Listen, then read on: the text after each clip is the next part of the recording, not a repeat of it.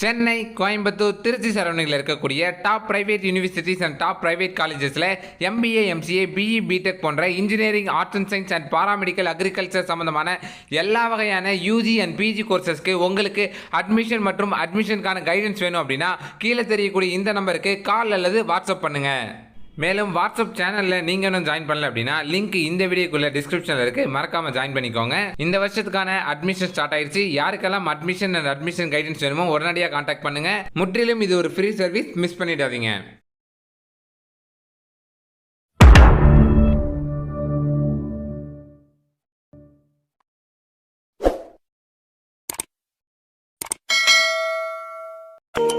Hi hi, நான் தான் ராஜேந்திரன் பேசுகிறேன். இன்றைக்கி என்ன பார்க்க போகிறேன்னா cancer 2025 MBA, MCA, MCA examination நாளைக்கு ஆகுது. ஸோ இந்த என்ட்ரன்ஸ் எக்ஸாமுக்கு நம்ம ரொம்ப நாளாக ப்ரிப்பேர் பண்ணிட்டு இருந்தோம். போட்டு அதுக்கப்புறம் டவுன்லோட் பண்ணி ப்ரிப்பரேஷன் ஓரளவு முடிஞ்சளவு பண்ணியாச்சு. இருந்தாலும் நிறைய பேர் கேட்கக்கூடிய ஒரே ஒரு விஷயம், என்ன ப்ரிப்பேர் பண்ணாலும் மறந்துடுது அப்படிங்கிறது தான்.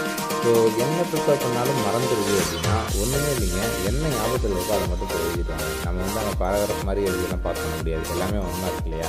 ஸோ அதனால் ஜஸ்ட் 1 மார்க்கு உங்களுக்கு தெரியலையோ தெரிஞ்ச கொஸ்டின்ஸுக்கு மட்டும் முடிஞ்ச அளவு ஆன்சர் பண்ண ட்ரை பண்ணுங்கள். தெரியாத கொஸ்டின்ஸை ஒமிட் பண்ணிவிட்டு வந்துடுங்க. ஏன்னா உங்களுக்கு நெகட்டிவ் மார்க் அப்படின்னு ஒரு விஷயம் இருக்குது.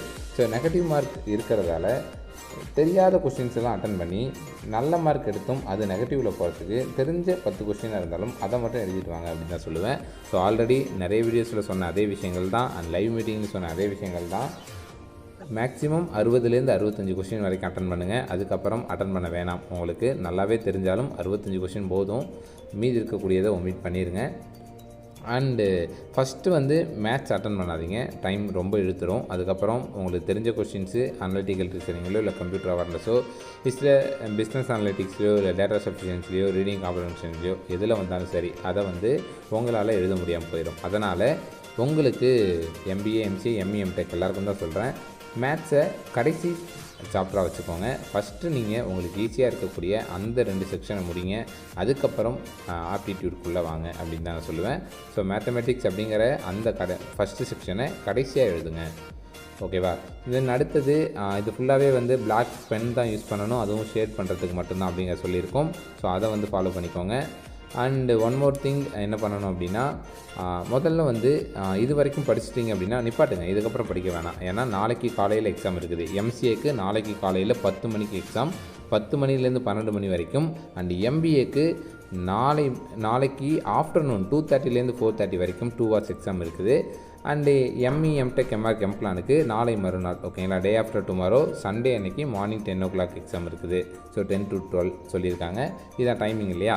ஸோ இப்போ நீங்கள் பண்ண வேண்டிய இந்த ஒரு விஷயம், இந்த எக்ஸாம் டேயில் என்ன பண்ணணும் அப்படின்னு கேட்டிங்கன்னா, ஃபஸ்ட்டு உங்களோட ஹால் டிக்கெட் பிரிண்ட் போட்டுக்கோங்க. 2 பிளாக் பென் வாங்கிக்கோங்க. 2 ஒர்க் ஆகுதா அப்படிங்கிறத செக் பண்ணிக்கோங்க. அதுக்கு அடுத்தது உங்களோட ஒரிஜினல் ஐடி ப்ரூஃப் எடுத்து வச்சுக்கோங்க. இது மட்டும் போதும் எக்ஸாமுக்கு, ஓகேங்களா? இதை தாண்டி வேறு எதுவும் தேவையில்லை. தென் அடுத்தது எக்ஸாம் 10 மணிக்கு அப்படின்னா 10 மணிக்கு தான் அங்கே போகணும்னு கிடையாது, 8 மணிக்கு கூட போகலாம், ஓகேவா? அதனால் எவ்வளோ சீக்கிரம் உங்களால் அந்த காலேஜை ரீச் பண்ண முடியுமோ போயிடுங்க. ஒரு சிலருக்கு பக்கத்துலேயே காலேஜ் இருக்கலாம், ஓகேங்களா? ஆனால் உங்களுக்கு கொடுத்த அந்த காலேஜ் ரொம்ப தூரத்தில் இருக்கலாம், ஓகேங்களா? உங்களுக்கு எந்த சென்டர் இருக்குதோ அங்கே போய் தான் எழுத முடியும், ஓகேவா? இப்போது ஃபார் எக்ஸாம்பிள் நீங்கள் சென்னையில் இருக்கீங்க, உங்களுக்கு திருவள்ளூரில் எக்ஸாம் சென்டர் கொடுத்துருக்காங்க அப்படின்னா நீங்கள் திருவள்ளூர் போய் தான் எழுதிட்டு வரணும், ஓகேவா?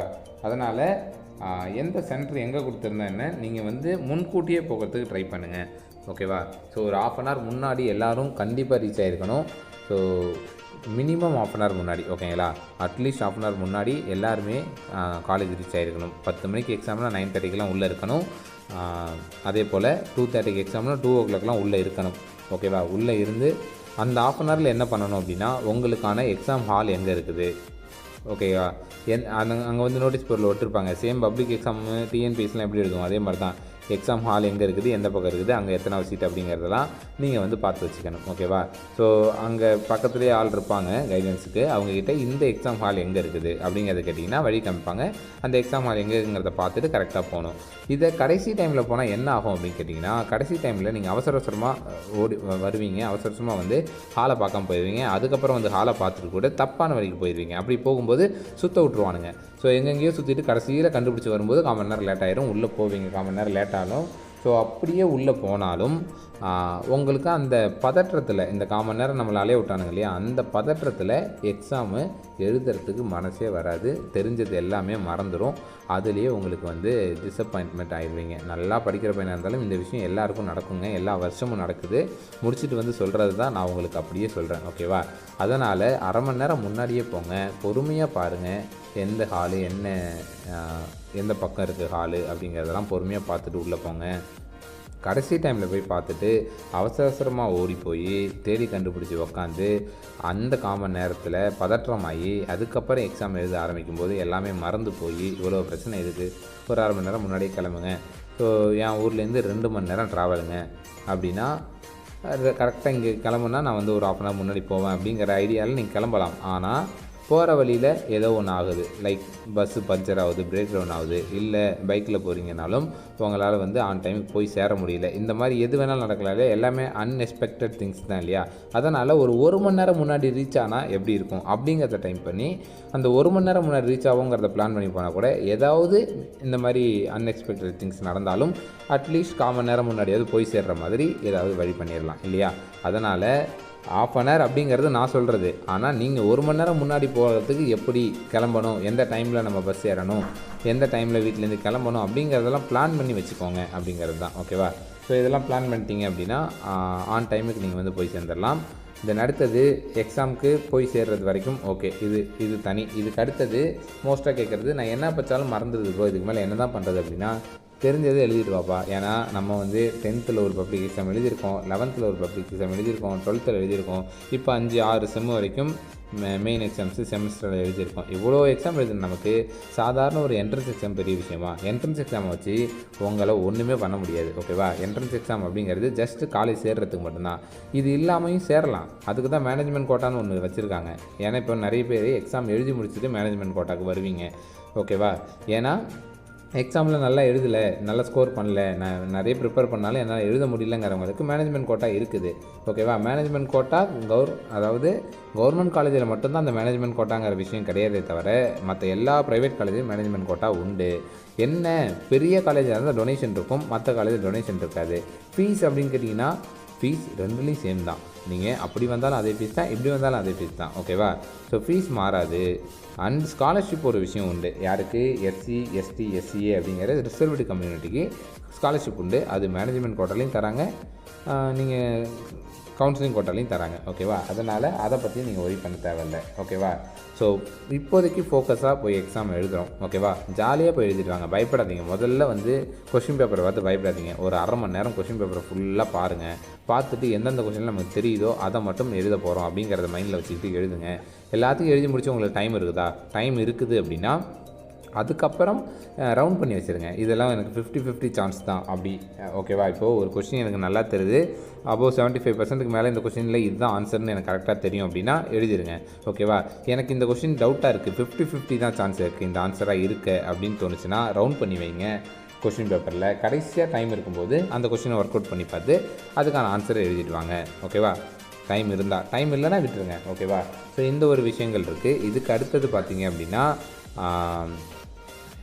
இந்த மேத்தமெட்டிக்ஸ் தான் கடைசி. ஓகேவா? அதனால் மேத்தமெட்டிக்ஸ் நீங்கள் ஒர்க் அவுட் பண்ணி பார்க்குறதுக்கு உங்களுக்கு ரஃப் ஷீட் தர மாட்டாங்க. ஆனால் உங்களோட கொஷின் பேங்கோட கடைசி 2 பக்கம் இருக்குது இல்லைங்களா, அந்த கடைசி 2 பக்கம் வந்து உங்களுக்கு அவைலபிளாக தான் இருக்கும், ஃப்ரீயாக தான் இருக்கும். அதில் தான் நீங்கள் ஒர்க் அவுட் பண்ணி பார்க்க போகிறீங்க.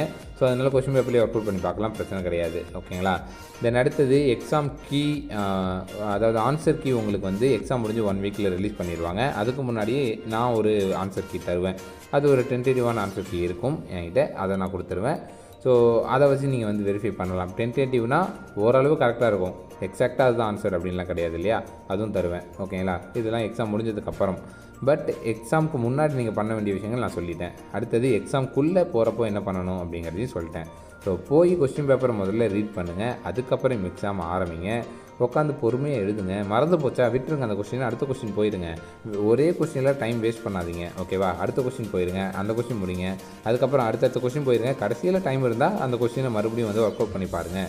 ஓகேவா, ஏன்னா ஒரு கொஸ்டினுக்கு மேக்ஸிமம் 2 நிமிஷம் 3 நிமிஷம் வரையும் எடுத்துக்கலாம். அதை தாண்டி போகுதா அந்த கொஸ்டினை ஒமிட் பண்ணிட்டு அடுத்த கொஸ்டின் போயிடுங்க. மேக்ஸிமம் 65 கொஸ்டின், மினிமம் 40 கொஸ்டின் எழுதுங்க. அதுக்கு மேலே போக வேணாம் அப்படிங்கிறது தான் நான் சொல்கிறது. ஓகேங்களா, ஸோ அதுக்கு மேலே இப்போது எனக்கு 80 கொஸ்டின் கரெக்டாக தெரியுதுன்னா, உனக்கு கரெக்டாக தெரியுதுன்னா எழுது, தாராளமாக 100 கொஸ்டின் கூட எழுது. டவுட்டாக இருக்குங்கிறவன் 65 கொஸ்டின் தாண்டாதன்னு தான் நான் சொல்கிறது. ஏன்னா நெகட்டிவ் மார்க் இருக்குது. நீ இப்போது 60 கொஸ்டின் அட்டன் பண்ணிவிட்ட, 60ல் உனக்கு 40 கொஸ்டின் கரெக்டு, 20 அப்படி தான் இருக்குன்னா 5 மார்க் போயிடும். ஓகேவா, ஏன்னா 4 கொஸ்டின் தப்பானா 1 மார்க் நெகட்டிவில் போயிடும். 60 மார்க்குக்கு எழுதினவன் ஆல்ரெடி வந்து 40 கொஸ்டின் கரெக்டு, அதனால் 40 மார்க் வந்துருச்சு. மீதி 20 கொஸ்டின் தப்புங்கிறதால 5 மார்க் போயிடுச்சு. அந்த 5 மார்க்கு 40லேருந்து போகும்போது வெறும் 35 மார்க் தான் வாங்குவீங்க. ஸோ அந்த மாதிரி நெகட்டிவ் வர வேணாம் அப்படிங்கிறதுக்காக தான் உங்களை வந்து 65 கொஸ்டின் மட்டும் எழுதுங்க, நிறையா எழுதி மார்க்கை வந்து லூஸ் பண்ண வேணாம் அப்படின்னு சொல்கிறது. ஓகேவா, ஸோ புரிஞ்சிருக்கும்னு நினைக்கிறேன். எக்ஸாம் டே என்ன பண்ணணும்னா, அரை மணி நேரம் முன்னாடி நம்ம வந்து ஹாலில் சென்டரில் இருக்கிறோம். ஓகேவா, எம்சிஏவே மட்டும் இல்லை, எம்பிஏவும் தான். எல்லோரும் அரை மணி நேரம் முன்னாடி போகலாம். நான் காலையிலே போயிடும் ப்ரோ, எனக்கு மதியம் எக்ஸாம்னாலும் போகலாம். உள்ளே விட்டாங்கன்னா உள்ளே போங்க, உள்ளே விடலை அப்படின்னா வெளியவே வெயிட் பண்ணுங்கள். ஓகேவா, ஒவ்வொரு காலேஜை பொறுத்து. இப்போது கவர்மெண்ட் காலேஜ்னால் உள்ளே போகலாம், யாரும் எதுவும் கேட்க மாட்டாங்க.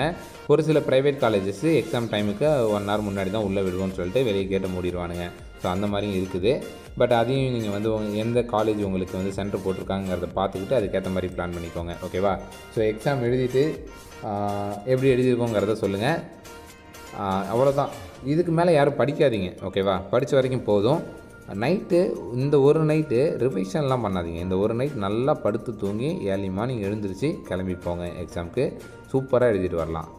ஓகேவா, கடைசி டைமில் உட்காந்து படித்து நான் எழுத போகிறேன்னா எழுதவே முடியாது. ஓகேங்களா, நல்லா படித்தது கூட மறந்துடும். அதனால் இன்றைக்கி ஒரு நைட்டு படிக்காதீங்க, நல்லா தூங்கி எழுந்திரிச்சு போங்க. ஃப்ரெஷ்ஷாக போனீங்கன்னா சூப்பராக எக்ஸாம் எழுதிட்டு வரலாம். ஓகேவா, எக்ஸ்பீரியன்ஸில் சொல்கிறேன். எக்ஸாமுக்கு மொதல் நாள் மட்டும் படிக்கவே கூடாது. ஓகேவா, அந்த நைட்டு மட்டும் படிக்கக்கூடாது. நல்லா தூங்கி எழுந்துச்சு ஃப்ரெஷ்ஷாக போங்க. காலைல பஸ்ஸில் போகிறீங்க, ஒரு 2 hours 1 hour ட்ராவல்னால் அந்த டைமில் ஆப்டிடியூட் கொஷின்ஸு ஏதாவது தமிழ்லேயே வீடியோஸ் இருக்கும், அந்த வீடியோஸ்லாம் பார்த்துக்கிட்டே போங்க. அதெல்லாம் பார்த்தீங்கன்னா ஒரு ஐடியா வரும். ஓகேங்களா, ஸோ இல்லை கம்ப்யூட்டர் அவேர்னஸ் மட்டும் நான் இப்போ வந்து ஒன்ஸ் ரிவைஸ் பண்ணலான்னு இருக்கேன்னா காலையில் பண்ணிக்கோங்க. ஓகேங்களா, காலையில் எழுந்திரிச்சு பஸ்ஸில் போகும்போது சும்மா அப்படியே வாட்ச் பார்த்துக்கிட்டே போங்க ஜாலியாக. ஓகேவா, மற்றபடி நைட்டு உட்காந்து நிறைய ஒர்க் அவுட் பண்ணி பார்த்துட்டுலாம் இருக்காதீங்க, அது வந்து கரெக்டாக இருக்காது. ஓகேங்களா, அதனால் நீங்கள் வந்து படித்த வரைக்கும் போதும். நைட்டு ஃபுல்லாக ரெஸ்ட் எடுத்து தூங்கிட்டு ஜாலியாக போய் நாளைக்கு எக்ஸாம் எழுதிட்டு வாங்க. ஓகேவா, so all the best for your examinations. MBA, MC and ME, MTech. பயப்படாதீங்க, எக்ஸாம் கஷ்டமாக இருந்தாலும் யோசிக்காதீங்க. உங்களுக்கு மேனேஜ்மெண்ட் கோட்டான ஒரு விஷயம் இருக்குது, அதை பற்றி எல்லாமே நம்ம அடுத்தடுத்து பேசுவோம். ஸோ எக்ஸாம் முடிச்சு வாங்க, அதுக்கப்புறம் மற்ற விஷயங்களை பற்றி பேசலாம். ஓகேவா, all the best, all the best. அடுத்தடுத்து வரக்கூடிய அப்டேட்ஸுக்கு நம்மளோட வாட்ஸ்அப் சேனலில் நீங்கள் ஜாயின் பண்ணல அப்படின்னா மறக்காமல் ஜாயின் பண்ணிக்கோங்க. லிங்க்கு இந்த வீடியோக்குள்ளே டிஸ்கிரிப்ஷனில் இருக்குது. உங்களுக்கு தேவையான எல்லா அப்டேட்ஸும் வாட்ஸ்அப் சேனலில் நான் உங்களுக்கு வாய்ஸ் மெசேஜாகவும் கொடுப்பேன். இது வரைக்கும் நம்மளோட சேனலை சப்ஸ்கிரைப் பண்ணல அப்படின்னா மறக்காமல் சப்ஸ்கிரைப் பண்ணிக்கோங்க. அப்போ தான் தரக்கூடிய எல்லா அப்டேட்ஸும் உங்களுக்கு அடுத்தடுத்து நோட்டிஃபிகேஷன்ஸாக வந்துக்கிட்டே இருக்கும்.